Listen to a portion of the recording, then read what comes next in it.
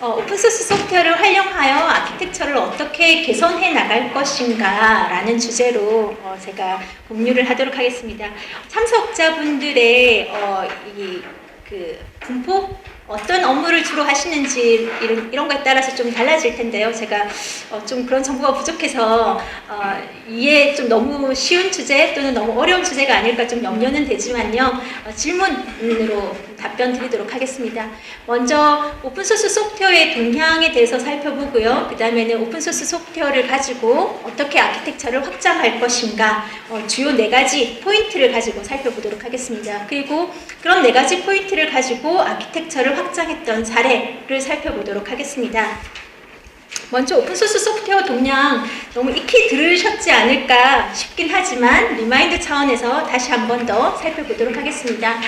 오픈소스 소프트웨어에 대한 정의와 최신 동향, 그리고 글로벌 기업들은 어떻게 움직이고 있고 국내 기업들은 어떻게 움직이는지 살펴보도록 하겠습니다.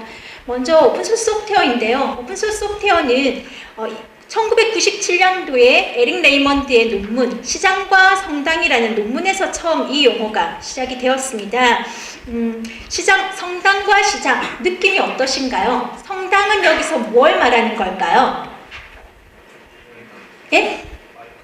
마이크로소프트, 예, 맞습니다. 성당이라는 건 마이크로소프트사를 이 당시에 지칭하고 있고요. 그러니까 폐쇄된 환경 내에서 소프트웨어를 개발하는 걸 얘기하는 거고요. 시장은 어디를 얘기하고 있죠? 네, 리눅스를 얘기하고 있습니다. 그 당시에 리눅스는 학교를 중심으로 해서 오픈되어서 개발을 하고 있었거든요. 네, 그걸 빗대어 소프트웨어 개발 방식에 대해서 얘기를 했는데요. 즉 리눅스의 개발 방식에 대해서 리눅스가 개발되는 방식에 착안을 하여 보는 눈이 많다면 어떤 버그라도 쉽게 잡을 수 있다라는 그 시장식 개발 모델을 얘기하게 됩니다. 그리고 이 당시에 여러분들이 좀 연배가 있으시니까 아시겠지만 이 당시에 사실은 넷스케이프사가 인터넷 익스플로러한테 밀리던 그런 시점입니다. 그래서 넷스케이프사가 그런 리눅스의 개발 방식에 감동을 받아서 이 당시에 넷스케이프의 소스코드를 공개하기로 결정을 했고 그게 모질라 프로젝트로 발전이 되어 현재는 파이어폭스로 발전되어 있는 상태이죠. 이렇게 시작된 오픈소스 소프트웨어, 이렇게 시작된 리눅스가 지금 다시 시장을 잡고 있는 상태이죠.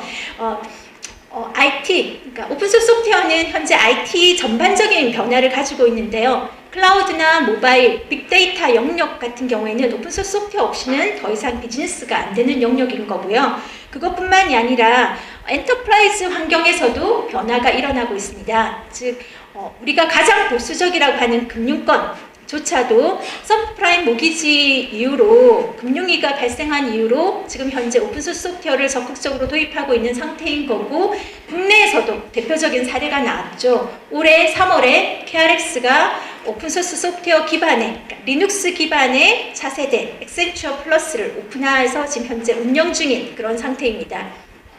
그리고 스타트업 기업들을 대거 만들어냈죠. 오픈소스 소프트웨어들을 활용해서 새로운 서비스를 개발하고 또 자신들이 어떤 개발 방식, 자신들의 성공 사례를 다시 오픈소스 소프트웨어로 환원하는 이런 형태가 나타났고요. 네, 물론 데브옵스의 수련도 역시 오픈소스 소프트웨어가 가지고 온 변화입니다. 그러면 오픈소스 소프트웨어 프로젝트 얼마나 많나라는 걸 살펴보면 사실 이게 최근에 급격하게 증가했어요. 그전에는 이렇게 많지 않았거든요. 않았다가 2011년 이후에 급격하게 증가를 했고요. 현재는 100만 개 넘는 프로젝트가 운영 중인 상태인 거고요. 특히 모바일과 클라우드 영역에서 프로젝트 수가 많습니다.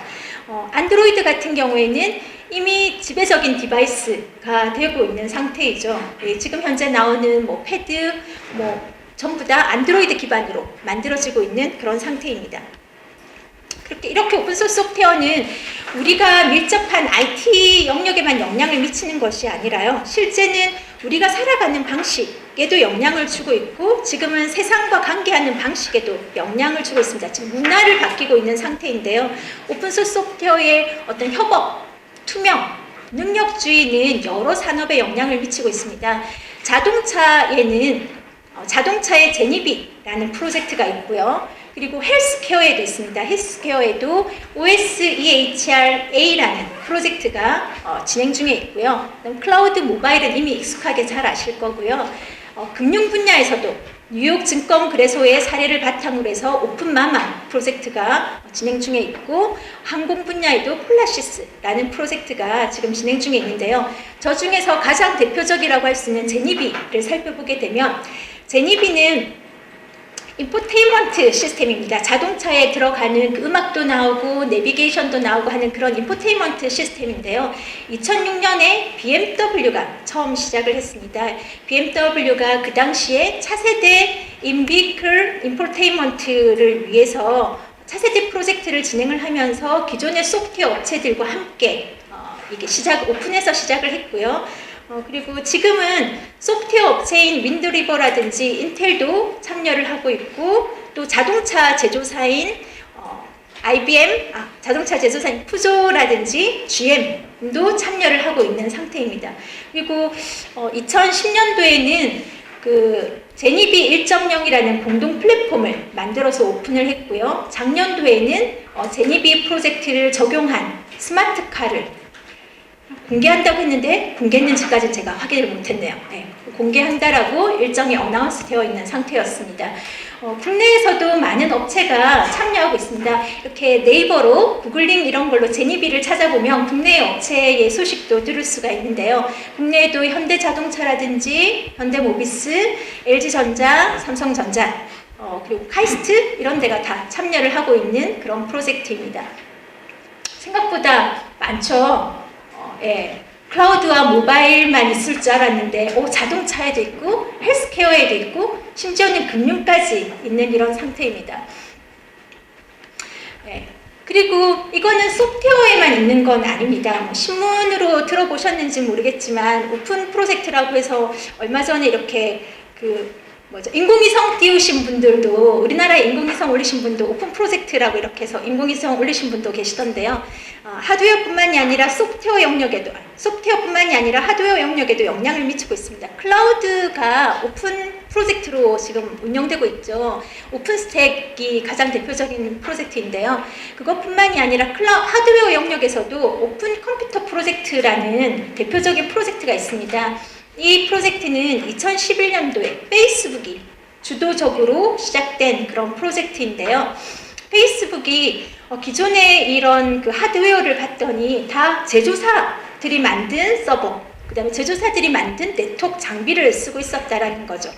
그럴 게 아니라 사용자 주도로 하드웨어와 네트워크를 만들어 보자 라고 해서 이 프로젝트를 시작을 했고요. 저기에는 저기에는 인텔이라든지 또는 골든 이름이 생각이 안 나요. 네, 그런 큰 업체들이 렉스페이스라든지 이런 업체들이 참여를 하고 있는 상태이고요. 실제 저기에 들어가게 되면 페이스북의 서버 스택, 페이스북의 서버 설계도가 오픈되어 있는 상태입니다. 그래서 사람들의 의견을 받아들이고 있는 상태이고요. 그리고 페이스북은 오픈 컴퓨터 프로젝트의 결과를 바탕으로 해서 데이터 센터를 지었습니다. 데이터 센터를 지었고 그 데이터 센터는 기존 대비 전력 효용률이 38% 정도 절감을 할 수가 있었고요. 비용은 24% 정도 절감하는 효과를 가지고 왔습니다.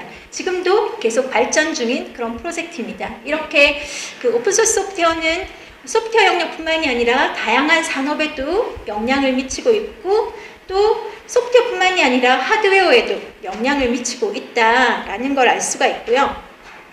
그러면 기업들은 어떻게 움직이고 있을까? 우리가 익숙하게 많이 구글, 페이스북, 트위터 이런 얘기 많이 들어보셨는데요. 글로벌 기업들 중에서도 아까 그 성당에 대유됐던 마이크로소프트를 살펴보도록 하겠습니다. 마이크로소프트는 어떻게 움직이고 있냐면요.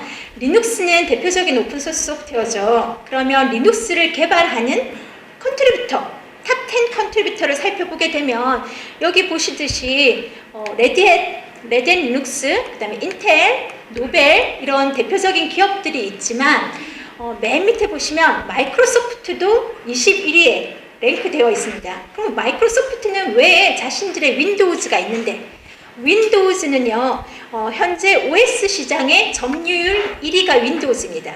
2위가 어디죠? 예? 예, 2위는 리눅스입니다. 3위가 유닉스죠. OS 시장의 점유율 1위인 마이크로소프트는 왜 리눅스 커널 프로젝트에 참여를 할까요? 왜 참여하냐면요. 결국은 자신의 영향력을 키우기 위함이거든요. 마이크로소프트는 애저라는 클라우드를 가지고 있죠. 그 애저라는 클라우드에는 리눅스도 포팅이 돼야 된다라는 거죠. 윈도우즈만 가지고 서비스를 하지는 않거든요. 그런 자신의 애저 플랫폼이라든지 서버 가상화 기술이라든지 이런 것들의 기술력을 확보하기 위해서 리눅스 커널 프로젝트에 참여하고 있다라는 거죠. 그것뿐만이 아닙니다. 여러분들 애플은 폐쇄적인 조직이라고 알고 계시죠? 애플도 마찬가지인데요. 아이패드, 아이폰에 들어가는 iOS는 안드로이드와 딱 대변되는 폐쇄적인 OS라고 이렇게 많이 알고 계시는데요. 이 iOS가 바로 오픈소스 소프트웨어를 가지고 만든 OS입니다. 그리고 애플이 주도하고 있는 오픈소스 프로젝트 중에 하나인 웹킷이라는 프로젝트가 있는데요. 안드로이드 개발해 보신 분들은 웹킷 잘 아실 텐데 이 웹킷은 그 인터넷의 진입점인 브라우저의 핵심 기술이거든요. 그래서 이 웹킷을 애플이 주도를 하고 있는 그런 프로젝트인데 이 웹킷조차도 기존의 리눅스 데스크탑 프로젝트였던 KHTML 소프트웨어를 가지고 와서 이렇게 만든 그런 프로젝트라는 거죠. 즉 우리가 폐쇄적이라고 알고 있는 마이크로소프트 또 애플 같은 경우에도 오픈소스 소프트웨어를 적극적으로 사용하고 있다. 그리고 적극적으로 기여하고 있다라는 것을 알 수가 있습니다. 여기서 잠깐 쉬어가는 겸 네, 여기 지금 보시면 아이폰 가지고 계신 분, 또 안드로이드 가지고 계신 분 핸드폰 꺼내보세요. 네, 핸드폰 보셔서 핸드폰 다 마찬가지인데요. 설정에 가보시면 제 폰은 안드로이드 폰이니까요. 잠깐만요. 어디지?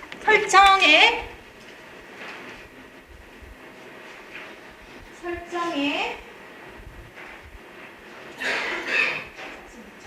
설정하셨어요? 제가 지금 못 갔습니다. 잠시만요. 어디지? 설정에 정보의 저작권이라는 데를 가시면요.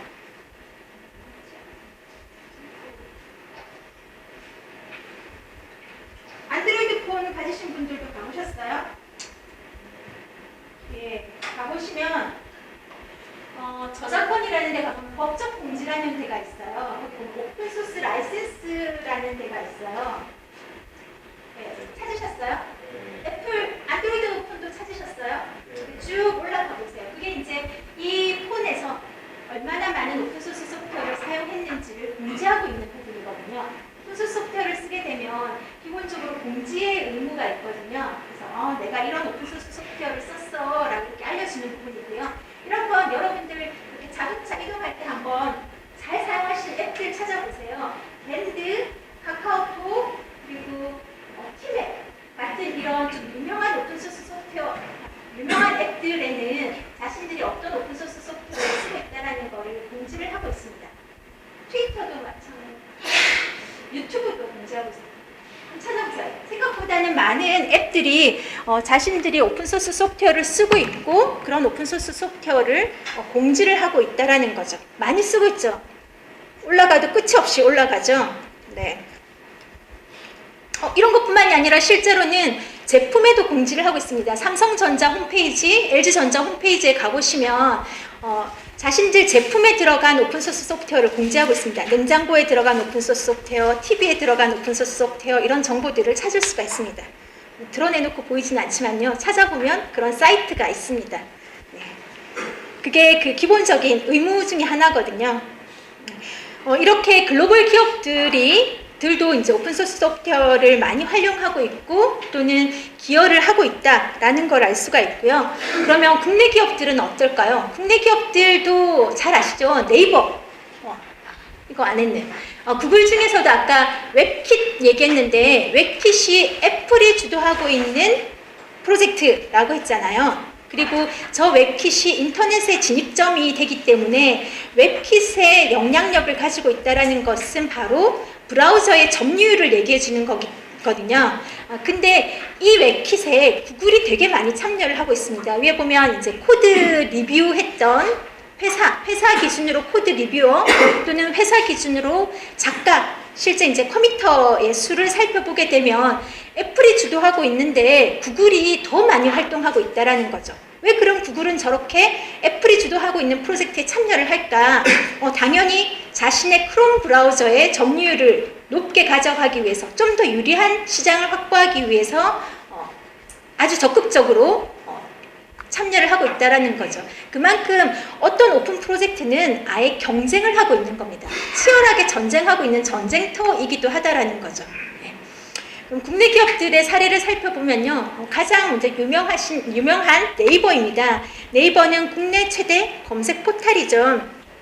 그리고 네이버는 이미 많은 오픈소스 소프트웨어를 쓰고 있습니다. 네이버의 포털 화면을 구성하는 부분들은 거의 대부분이 오픈소스 소프트웨어로 구성되어 있어요.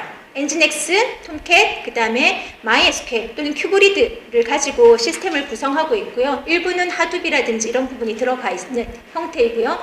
그리고 그런 소프트웨어를 만드는 공학 도구도 역시 다 오픈소스 소프트웨어를 활용해서 만들고 있습니다. 네. 그리고 그런 이렇게 활용을 넘어서서 네이버 같은 경우에는 자신들이 만든 것들을 또 오픈하고 있는 상태이죠. 가장 대표적인 것이 웹 개발 프레임워크인 진도, 그리고 데이터베이스인 큐브리드, 그리고 성능 테스트 도구인 엔그라인더 같은 경우에는 실제 공개를 해서 사용할 수 있도록 이렇게 한 상태이고요. 그리고 또 그것뿐만이 아니라 네이버는 한 단계 더 나아가서 헬로우 월드 들어가 보셨나요? 헬로우 월드라고 해서 네이버에서 자신들이 오픈소스 소프트웨어의 활용 경험이라든지 자신들이 오픈소스 소프트웨어를 검증했던 경험, 이런 것들을 헬로우 월드에다가 게시를 하고 있습니다. 그래서 사실 국내의 어떤 그 오픈소스의 트렌드를 이끌고 가고 있다라고 보시면 되는 그런 사이트이고요. 관심 많으신 분들은 다 저기 한두 번씩은 아니면 또 주기적으로 방문을 해보시더라고요. 그것뿐만이 아니라 네이버는 국내의 생태계를 위해서 개발자들의 어떤 센터를 만들고 있죠. 개발자 센터를 가지고 있어서 오픈 프로젝트를 지원하고 있는 그런 상태입니다. 즉 국내의 오픈소스 소프트웨어를 주도하고 있는 상태이고요. 다른 질문 없으시면 제 강의가 너무 훌륭한 걸로 알고 네, 여기서 마치도록 하겠습니다.